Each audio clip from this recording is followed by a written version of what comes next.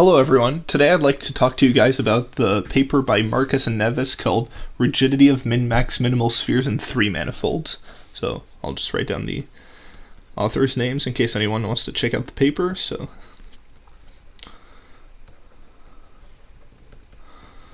this paper can be found like most papers on arXiv, so I won't bother mentioning more about where to find them. Also a brief disclaimer, this isn't, as you guys can probably tell, this isn't a presentation of me speaking in front of a blackboard. This is a presentation a la Khan Academy, so I don't have access to a blackboard, so this is the best I can do. Okay, so let's get into the presentation. So before introducing any sort of background or anything, I'd like to state the main theorem of the paper. So the main theorem that they prove in their paper is, so suppose M3G is equal to S3G, so we consider a 3-sphere equipped with an arbitrary Riemannian metric, and suppose that the Ricci tensor is positive and the Ricci, the scalar curvature, is greater or equal to 6. And this number 6 comes from considerations in the proof. It's not just a random constant. So then there exists an embedded minimal 2-sphere. Although sphere wouldn't be ambiguous as a term here, I'd just rather say a 2-sphere. Let's call it sigma of index 1 such that what? Sorry, I'm wrestling with my wires here. Such that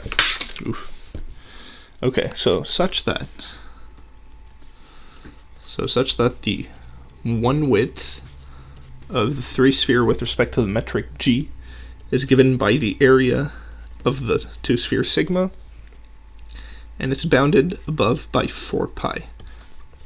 And moreover, we have some sort of rigidity statement that says that this width is equal to 4 pi if and only if G is a metric of constant sectional curvature 1. Okay, so I should also mention that in this talk today, we won't be proving this statement of the theorem. We'll be proving something a bit weaker, but it's still a very interesting statement nonetheless. So let me also mention the following. So this generalizes a result of Toponogov. Please pardon my horrible pronunciation of that name. So he has a theorem that says the following. So if we consider an arbitrary 2-sphere, arbitrary isn't quite correct. It needs to satisfy a bound on the scalar curvature. And also, this might be more familiar to some of you. This is equivalent to saying that the Gaussian curvature is bounded greater or equal to 1. So this is equivalent to r greater or equal to 2. The length of a simple closed geodesic is bounded above by 2 pi. Okay, and also notice that to illustrate why we care about these rigidity results, if we consider a round sphere, right?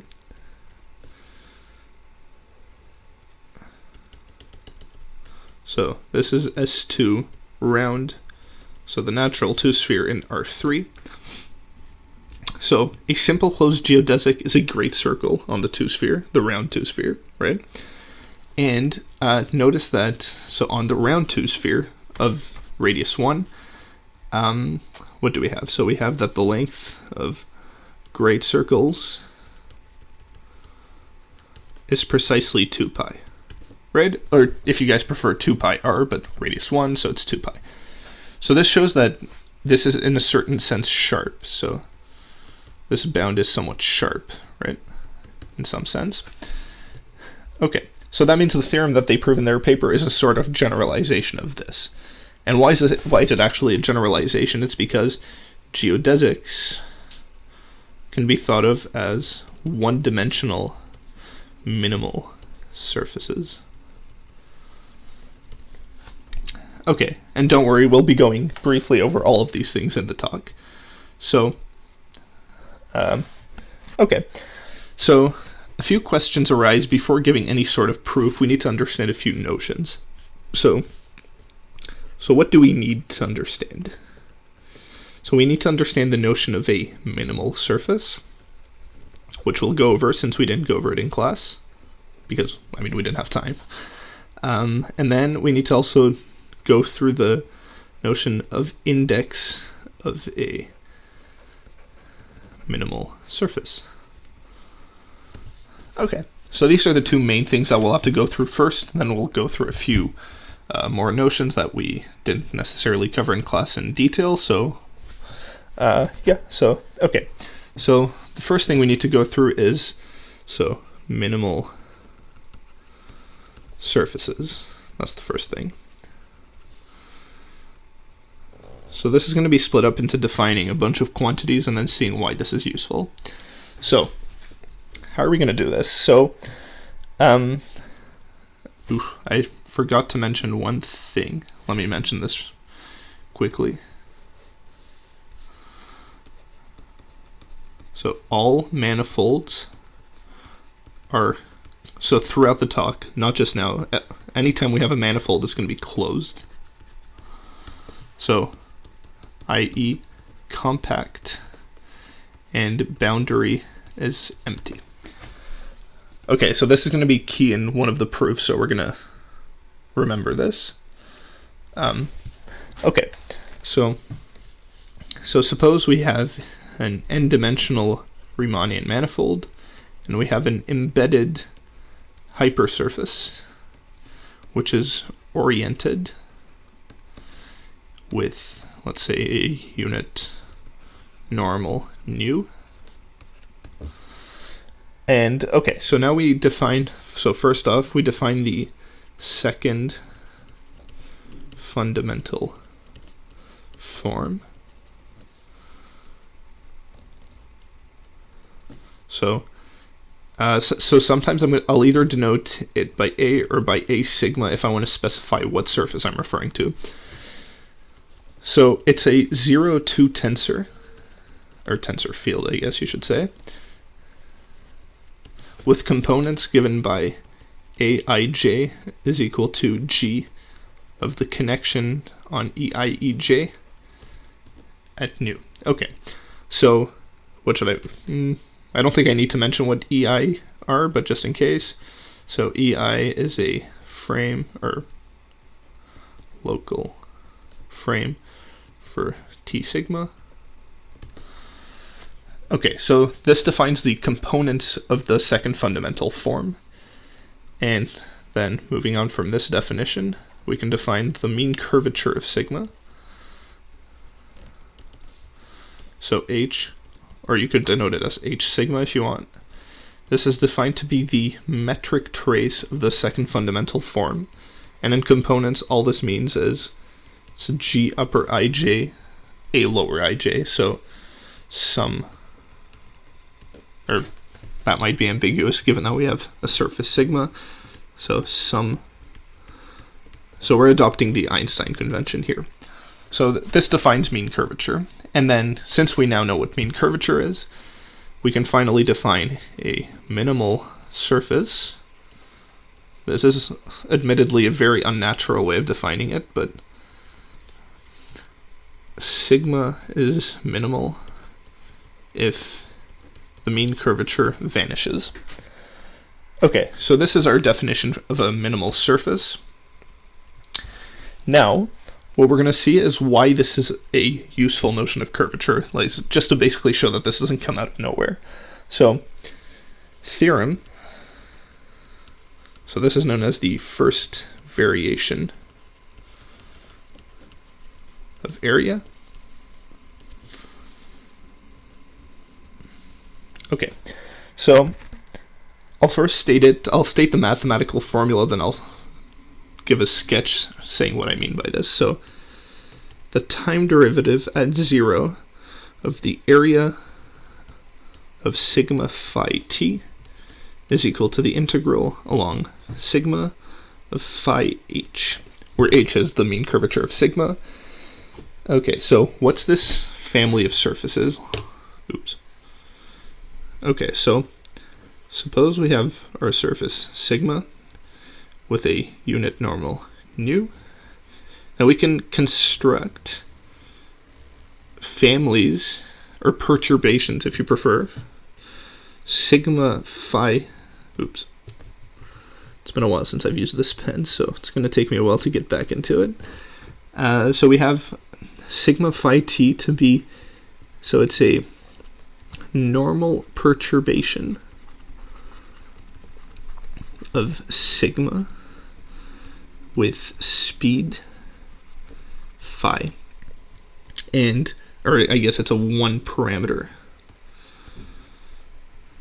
Okay, so it's as a so there's a precise construction, but it's defined for t0 less than t less than some epsilon small enough, or I guess you could say absolute value, doesn't really matter, but, and phi smooth. Okay, so the precise construction, I guess I can write this down, constructed using the exponential map, but the precise construction isn't quite useful. Just know that we can have surfaces like this, which are small perturbations of your initial surface, and then if you consider the variation of this area functional along these perturbations, this is the formula that we obtain, and this is the first variation of area formula. And so, what does this tell us? In particular, if, okay, well, let's write it in a more useful way. So sigma is minimal if and only if sigma is a critical point of area. So notice how this can be thought of as a first this can be thought of as the first variation of area. So this motivates why we think of sigma as a critical point of the area functional if and only if its mean curvature vanishes. Okay, so this theorem gives us an interesting way of seeing whether something is minimal or not. So for example, I'll give an example of a minimal surface. So suppose we're in, that's supposed to be round, that's a very bad round sphere. Okay, assume this is round. So S2 round. And okay, so we know that the great circles are the geodesics, so in this case it's the same as a minimal surface. So the minimal surfaces are these great circles. Or I shouldn't give an exhaustive list. All I'm saying here is the great circle that I'm considering is a minimal surface. And how do I know that? So if I consider a small perturbation around this guy, it's clear that I'm strictly increasing length. So it implies, and so since I have to be increasing length, it implies that this great circle is locally minimizing, or locally minimizes length.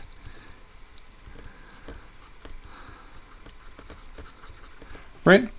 And so, and okay, notice that it doesn't globally minimize length, but just locally. But that's all we need for critical point, which implies that the great circle is minimal, or it's a geodesic. Obviously, there are more straightforward ways of doing this, but so that shows that a great circle is in fact a geodesic and a minimal surface. Okay, so now, so we've addressed the notion of a minimal surface.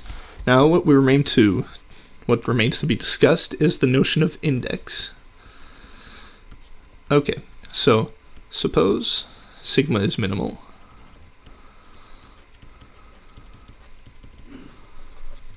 And this assumption on minimality is key, because if you don't assume it's minimal, then this formula isn't actually true. Then theorem, this is known as the second variation of area. So if we had those, one parameter family of surfaces as we had before, and the second derivative of their area at 0 is equal to the integral along sigma of phi L sigma phi, where L sigma is the following differential operator. So it's the Laplacian plus the norm of the second fundamental form plus the Ricci tensor. So this is the G restricted to sigma Laplacian. This is the second fundamental form of sigma, and this is just the Ricci tensor. Okay, so L sigma, I should also mention the name, is the stability, so it goes by two names usually, so it's the stability or Jacobi operator. And okay. So as I mentioned, this formula doesn't hold true if sigma is not minimal, right? Because think of this as some sort of Taylor expansion, right? So since area sigma is a functional, right? So you're going to have like the area plus over 2, etc., right? So, okay, this isn't quite useful, but this the first variation has to vanish. Okay. And, okay, so now we need to define what it means for something to have index. So, what is the index? I'll first give the definition, and then I'll say what this means, or why it's defined in this way. So, it's defined to be the cardinality of the set of negative real numbers such that lambda is an eigenvalue of L sigma. Okay, and where does this come from? This isn't random, right? So, okay, so suppose L phi to lambda phi, where lambda is a negative eigenvalue, then d squared at t equals 0 of area of sigma phi t by the second variation of area, this is equal to the integral of phi L phi, which is equal to lambda using the property of eigenvalues. So you're integrating phi squared, which is less than or equal to 0, and using some stuff from PDEs, in fact, So in fact, this quantity can be chosen to be strictly negative. And so, this reminds us of the definition of instability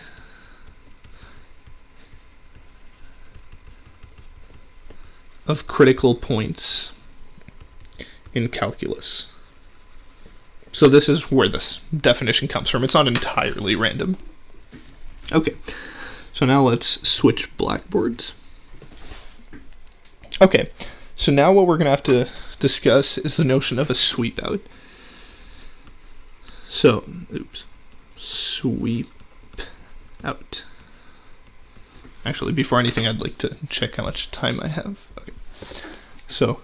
Okay, so recall that in class we discussed the notion of a sweep out on the two spheres. So if we had a bizarre two sphere, then what was a sweep out? When we discussed heat flow and the Birkhoff shortening process, we had a one-parameter family of curves which starts at one end of the sphere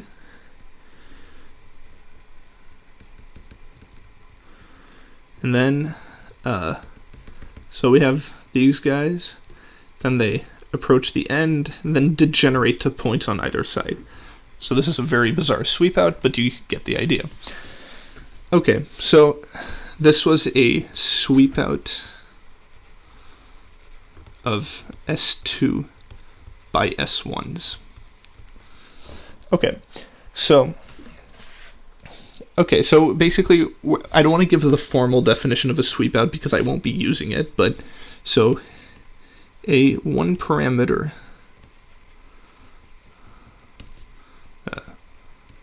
sweep out of our 3 manifold is a 1-parameter family of sets, let's say parameterized by the interval -1 to 1. Doesn't really matter, but or just let's say t and I. It doesn't even need to be -1 to 1, but for simplicity, let's fix an interval.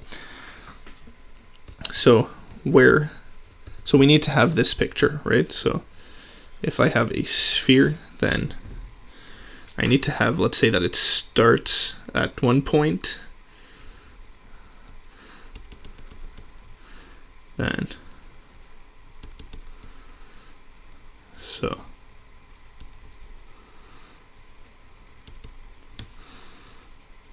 okay, so what do we impose on this family? So sigma t has to be a surface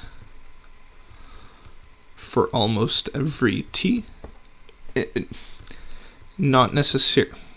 Okay, so it's not necessarily in the measure theoretic sense, but for most t in some sense. There's a formal definition behind this, but it's not very useful for the presentation. So sigma t has to be a surface for most times, and sigma t, as t tends to, let's say, plus or minus 1, has to converge to points, to be a point. Or so it has to, let's say something degenerate, so not a 2-dimensional smooth surface. Okay, so all of this to try formalizing the fact that sigma t has to look like this picture. So the paper has a bunch of technical requirements for sigma t to be a sweep out, because they use a bunch of technical arguments for some of their theorems, but that's not going to be really important for the purposes of the talk. So what we care about is this picture. That has to be satisfied. Okay. So now we're going to talk about the notion of a saturated set. So suppose lambda is a collection of sweep outs. So we're going to say that lambda is saturated if whenever sigma t is a sweep out in your family, then little perturbations of your family also lie in it. Right? So, okay, what are these FTs? So, for any FT, T and I, so they have to be diffeomorphisms, nice diffeomorphisms of M. So, the precise requirement is that they're isotopic to the identity on your ambient manifold. And, okay, so the only reason we care about this is that, so if one of your surfaces is in the sweep out, or in your collection of sweep outs, then any sort of perturbation has to also be in the sweep out, like I mentioned. Okay, so we're only going to be considering saturated sets from now on. Okay, so now what we can do is define width like we did in class. So when we talked about the curve shortening process, we defined the width for 1-parameter families of curves, but now we're going to do this for surfaces. So we define the width of M lambda G to be the inf, and I'll illustrate why we have the dependence on the metric. So it's the supremum over all possible times of the 2-dimensional Hausdorff measure of sigma t, and then take the inf over all sweep outs in your family. Okay, so notice that H2 depends on G, right? So G induces a distance function dg on M. So M dg is a metric space And this is how we define the Hausdorff measure. So if you change the Riemannian metric, you end up changing the metric space metric, which changes the Hausdorff measure. So this is why we write out the dependence on the metric. Okay, so this is more or less the same definition that we had for curves, but just generalized to surfaces. And now we're going to do a brief overview of some topology. So we're going to discuss Heegard splittings and genus.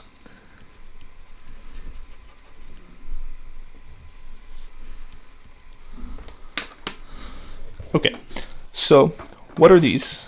So suppose, okay, as usual, M3 is a closed manifold.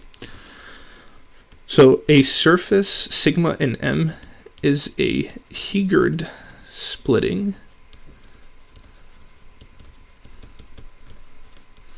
of M if M minus sigma is equal to N1 disjoint union N2, where the Ni's are handle bodies.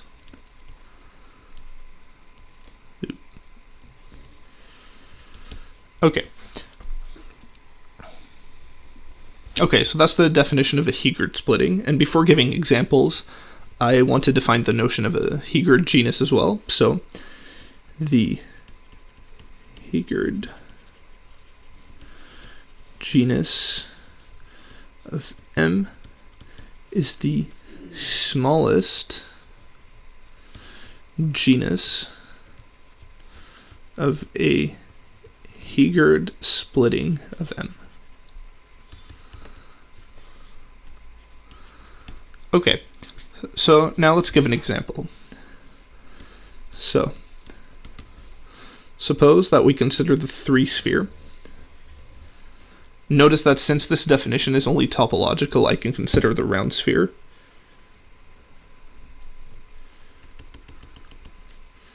So this whole manifold is S3G, or let's say the round one, right?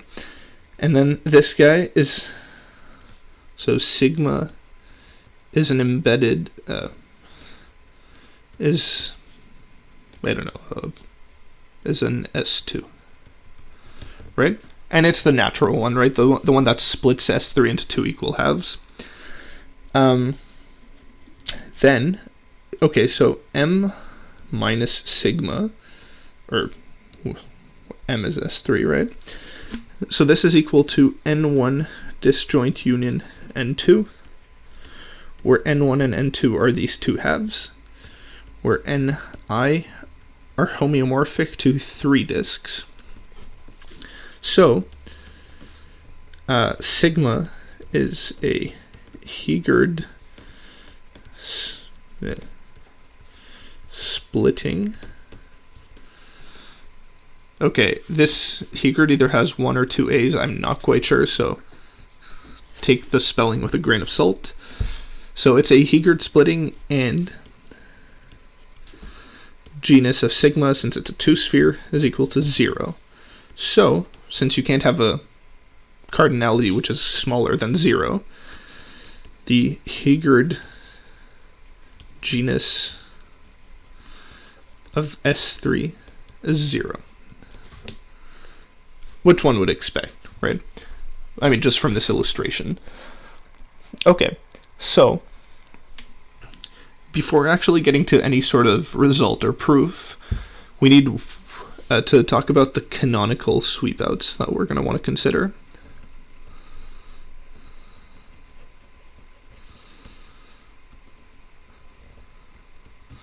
Okay, so if sigma is a Heegard splitting of M,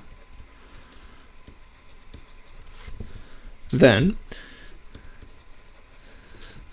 okay, so what can we say? So there exist sweepouts associated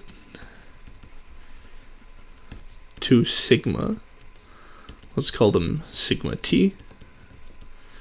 So with sigma naught equals sigma, and with a bunch of other technical conditions. So basically we need to have that sigma naught sits in the middle of the sweep out, and then there's some sort of condition on a tubular neighborhood of this sigma naught, which is sort of immaterial. So the way we're going to state this is there exists sweep outs associated to sigma which form a saturated set denoted by L sigma. So the takeaway here is that given a Hegert splitting sigma, there exists a natural saturated set lambda sigma associated to sigma. And then we're going to define lambda h to be the union of these L sigmas such that over sigma is a Hegert splitting of M with genus of sigma is equal to h. Okay, and this is defined to be the large saturated set of genus H. Okay, and this is going to be the family of sweep outs that we're going to be working with from now on. So, okay, maybe I can keep this on screen a bit longer.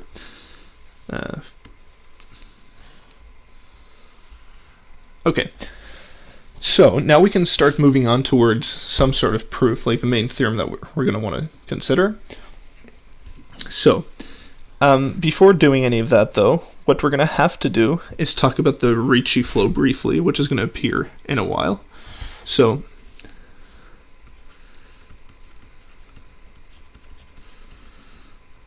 Ricci flow. Okay, so recall that we have M3 is closed, and it's equipped with an arbitrary Riemannian metric for now. Then we can consider the PDE. dTg is equal to minus 2 Ricci t, and g of 0 is equal to g. Sorry, there's a time dependence here. Okay, so this is known as the Ricci flow equation, and okay, it's a partial differential equation. And okay, so how do we know that it's well defined, right? So we want to try flowing our metric according to this partial differential equation. And so there's a theorem of Hamilton which says the following. So if M is closed, or okay, let me give this equation a name, then the Ricci flow has a unique smooth solution defined on some time interval 0 up to t, where t is some time greater than 0, possibly infinite. In our case, it'll never be infinite, but for all we know, there might be infinite time. Okay, and I should also mention a good reference for everything to do with the Ricci flow that we're going to be discussing today is the following book. So whenever I refer to facts, unless I say specifically it's from this paper, then it's from a book. So this book is Hamilton's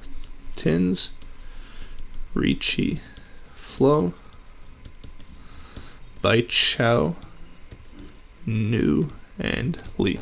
And I just want to double check I'm not making a mistake with the names. Chow, Ni, and Lu, sorry.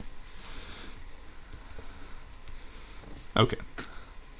Okay, I got the vowels mixed up, alright.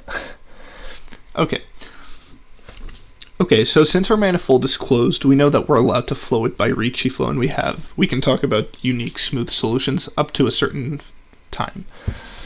Okay, so now we're going to state something which we're going to call the useful theorem. The paper goes with numbers, but since this is a talk and I only need to number a few theorems, I'll just give them memorable names. Okay, so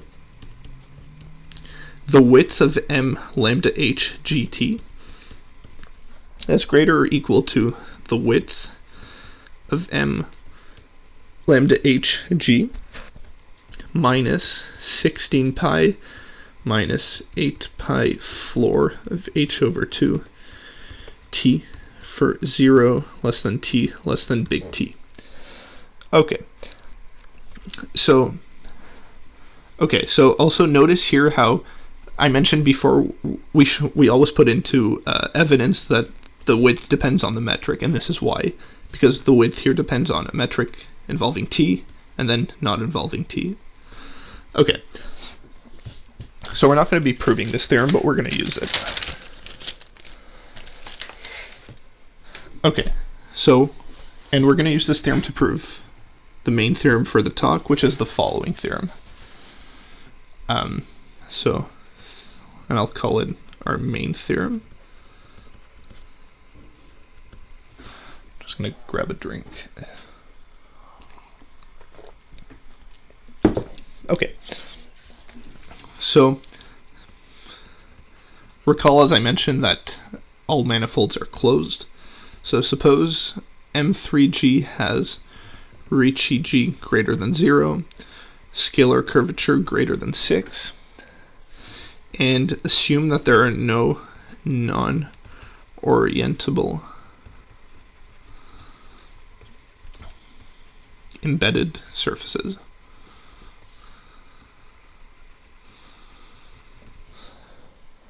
Okay, so okay. I think I forgot to mention something in our previous slide. So whenever I write H, it's the Hegard genus. I forgot to mention that. Okay. So, also, since I need to keep switching pages like this, whenever I use the useful theorem, I'll restate the useful formula. Okay, so let H be the Hegard genus of M.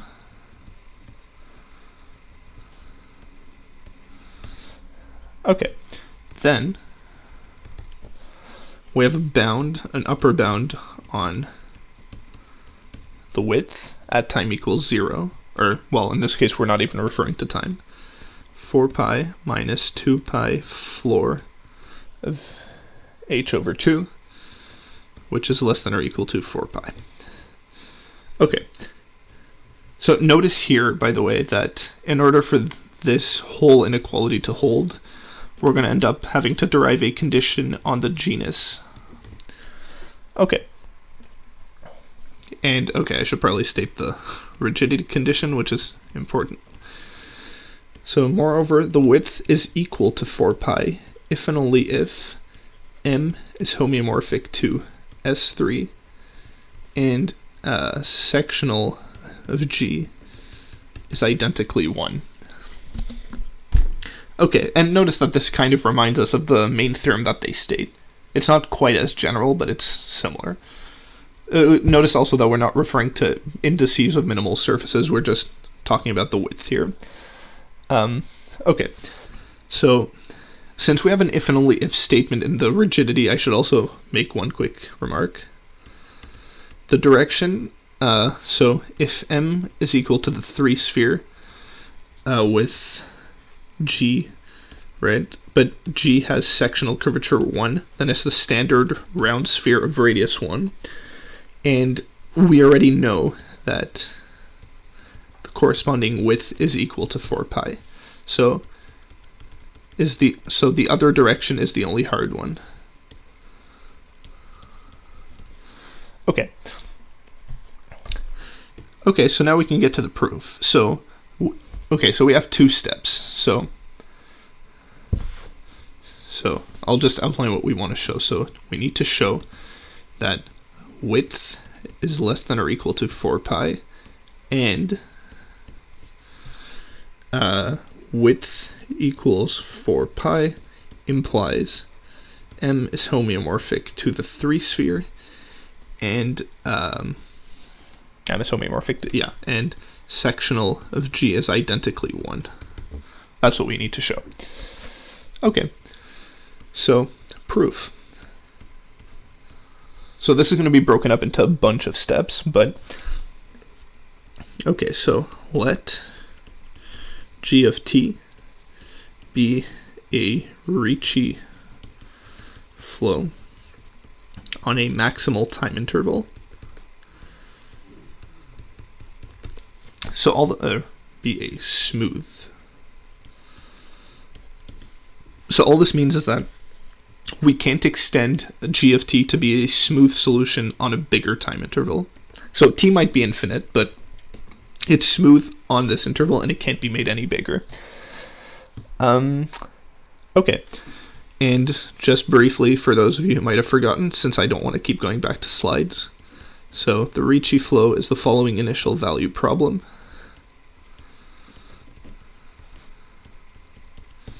Okay. Okay, so what are we going to do now? So the useful theorem tells us the following.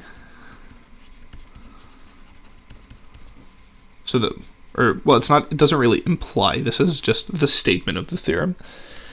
So it's width with respect to gt is greater or equal to width with respect to the beginning metric minus 16 pi minus 8 pi floor of h over 2 t for 0 less than t less than big T. So that was the statement of the useful theorem. Now, okay, so the authors in their paper,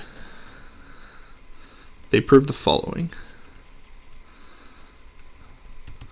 So they prove this in an appendix. I'm just trying to put references to where you guys can find these results. Okay, so the proposition says the following. So the minimum over your manifold of the scalar curvature at a time t times the width of lambda hgt. So this is bounded above by 24 pi plus 16 pi h over 2 minus floor of h over 2. Okay. Sorry, I'm just checking. I keep having to check my notes to make sure I don't modify my notation, because if you do, then you'll kind of get lost, looking at your notes. Okay. So this is the formula we have, and there's a fact. So CF Chow, which says that the limit as t tends to the singular time of the minimum over m of r of g of t is equal to plus infinity. Okay, so the minimum of scalar curvature blows up as you approach that maximal time. And now let's look at this formula here, right? So the right-hand side is finite, right? And this minimum has to blow up as time tends to t.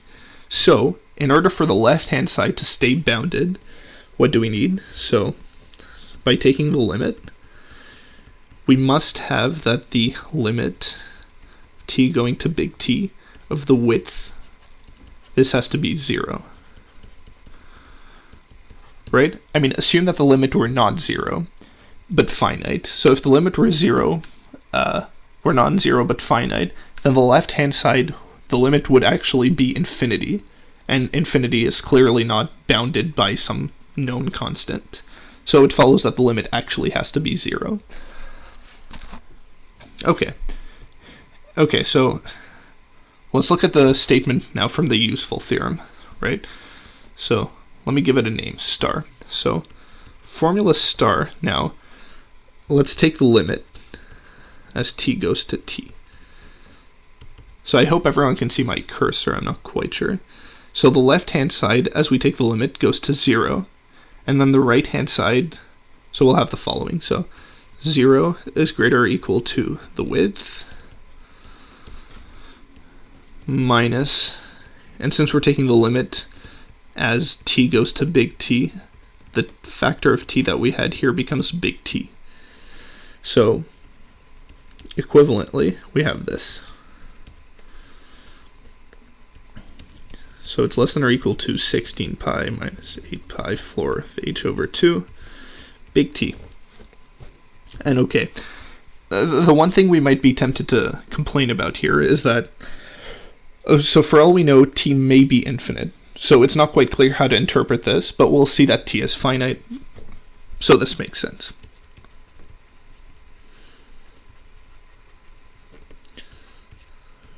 So we will show t is less than infinity.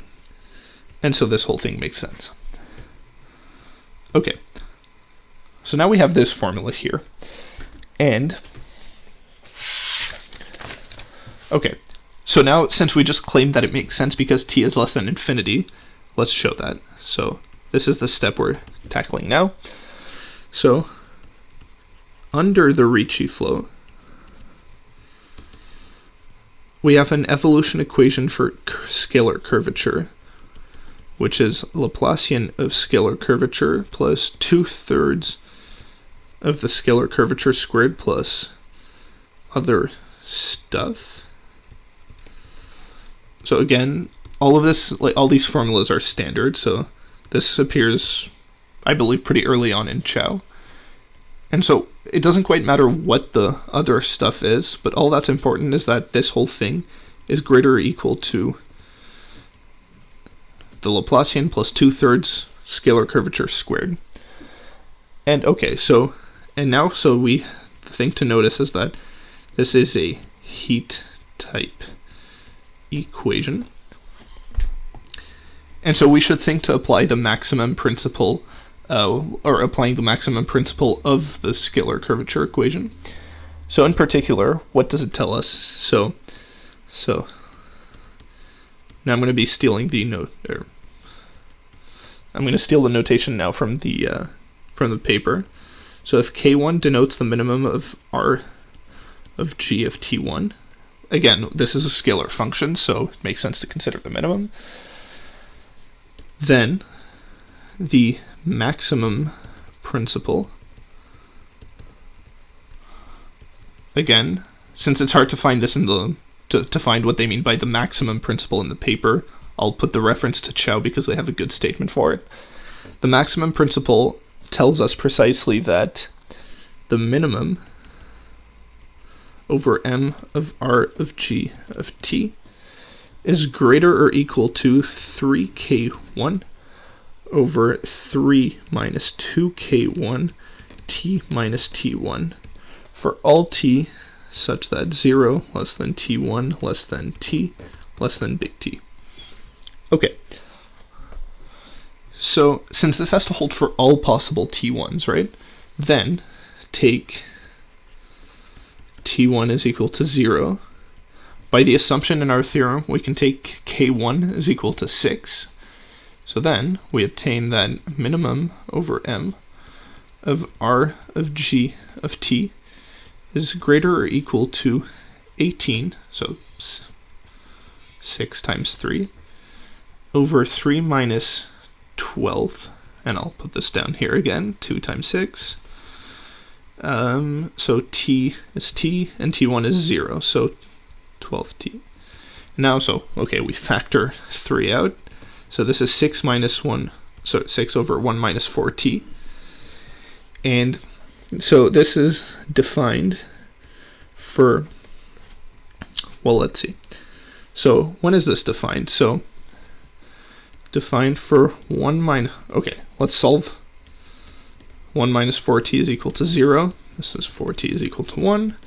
And only if t is equal to a quarter. So this implies that the maximal existence time is a quarter.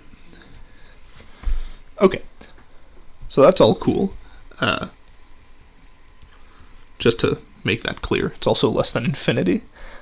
Alright, so yeah. So now we're going to make use of this thing. So this whole expression here. So I'll recall it a bit lower here, just so we have it, so I don't need to keep scrolling up. So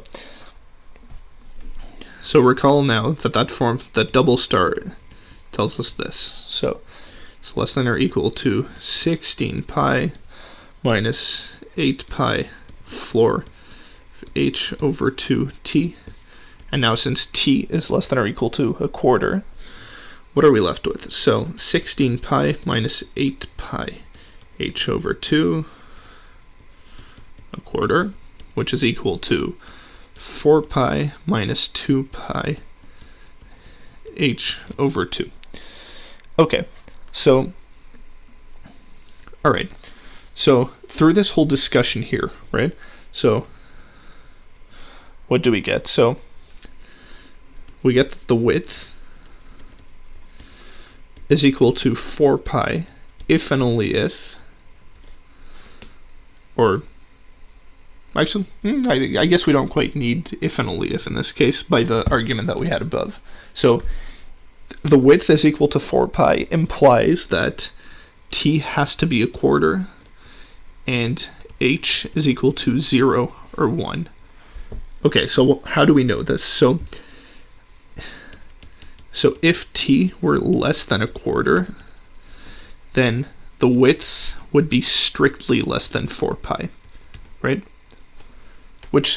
So this term here, the 4 pi would end up being something strictly smaller than 4 pi, and this term here would be something, again, either negative or 0, so it can't possibly be equal to 4 pi. Okay, so t has to be equal to a quarter, and so this term also has to vanish, otherwise you end up with something less than 4 pi, and this guy vanishes if and only if h is 0 or 1, because if h were equal to 2, then you're left with an integer, and then that doesn't work out. Okay, so what can we do here? So first, we need to argue that M has to be homeomorphic to S3, which is a pretty interesting argument. So suppose H is equal to 1. So this uses some topology that I'm not quite comfortable actually discussing in the talk, since it uses a bunch of stuff that they assume people know, so I'm not going to go into this. So the authors use the classification of 3 manifolds of Hegard genus 1. So basically they use this classification plus a theorem from their paper to rule out h is equal to 1. So impossible.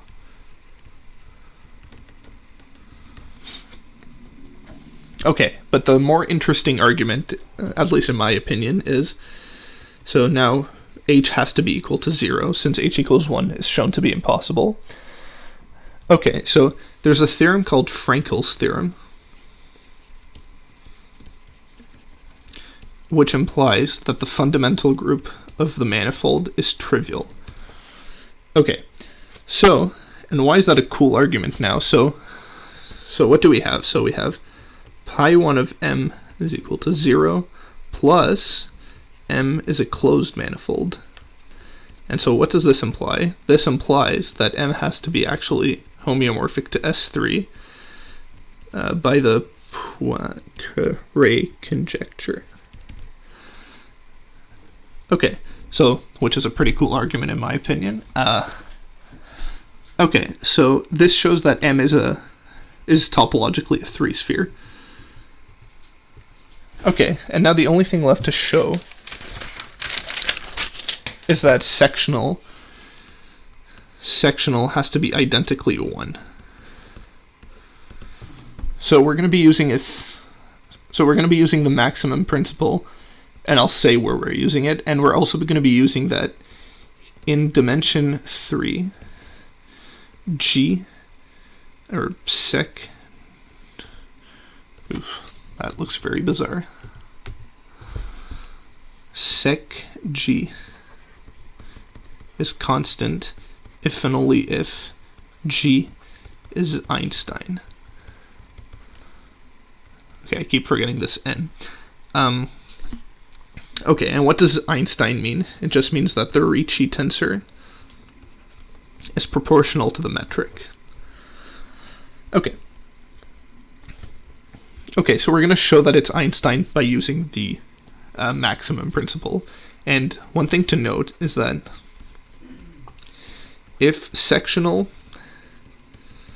is equal to constant, then W equal the width equals 4 pi implies that the constant has to be 1.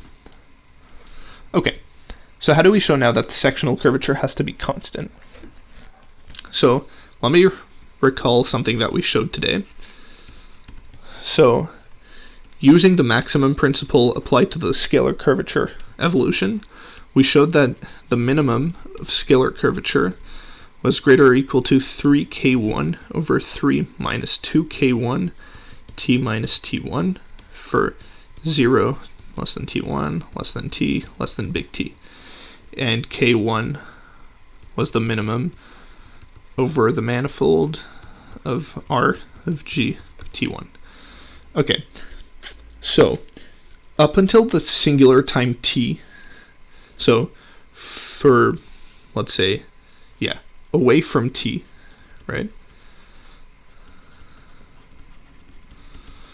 This right-hand side has to be finite.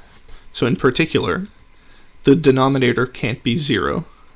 Or even better, it's non-negative, or strictly positive. And okay, equivalently, so we're left with k1 is less than or equal to 3 over 2 t minus t1. All right, now what do we do? So, okay, so what can we do? So look at the definition here, right?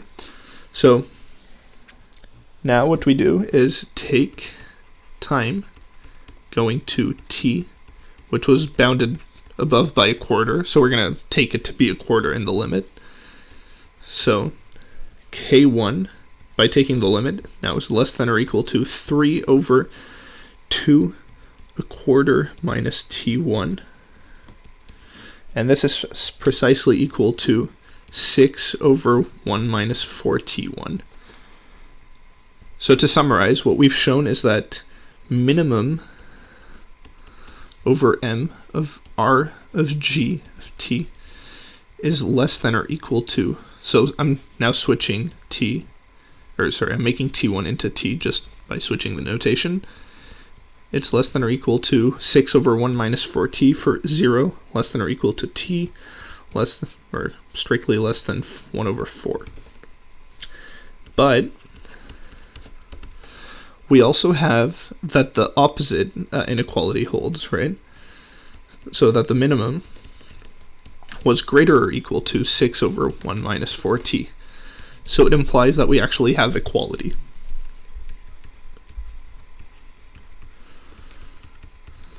Is actually equal to 6 over 1 minus 4t. And why is this useful? So the equality statement of the maximum principle implies, so this precisely tells us that G is Einstein.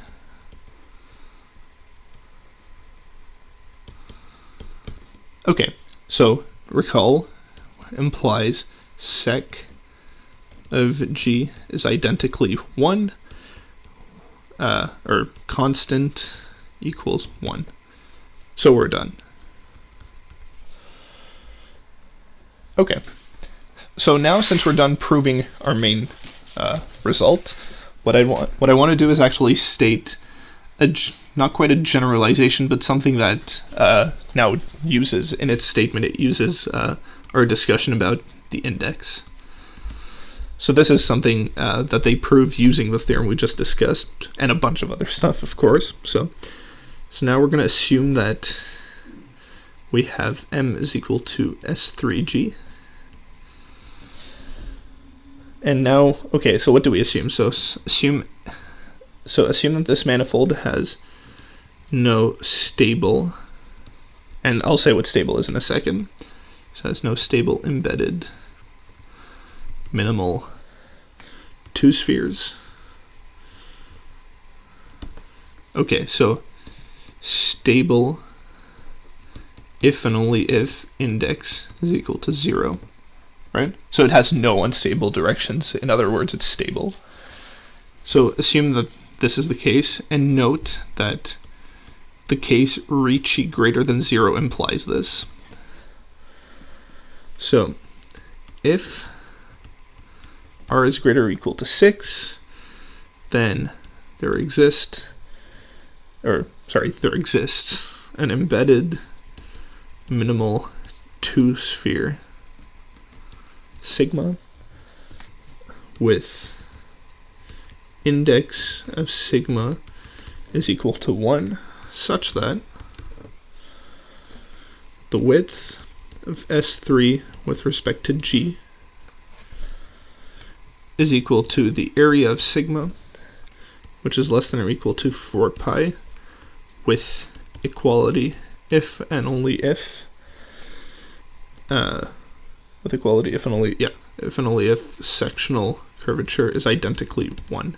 Note that we don't need to talk about the topology of M since we're already assuming it's a 3-sphere. Okay, so this is a sort of generalization of the result we discussed, since you're showing basically that the width is attained by a minimal 2-sphere. And then the same sort of rigidity holds like we discussed. So that's all I'd like to talk to you guys about for today, and thank you for watching.